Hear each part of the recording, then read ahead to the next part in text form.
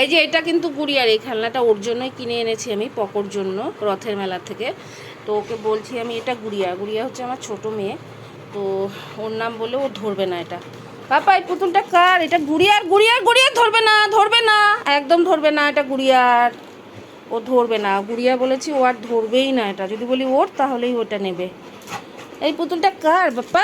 I গুড়িয়ার, এটা গুড়িয়ার, ধরতে হয় না, দেখছো ধরছে না ও, সব কথা বোঝে। গুড়িয়ার, গুড়িয়া যে কে সেটাও বোঝে। এটা কার, কার, এটা কার? তুমি নিবা, নিবা, নিবা? নাও নাও নাও নাও নাও নাও নাও।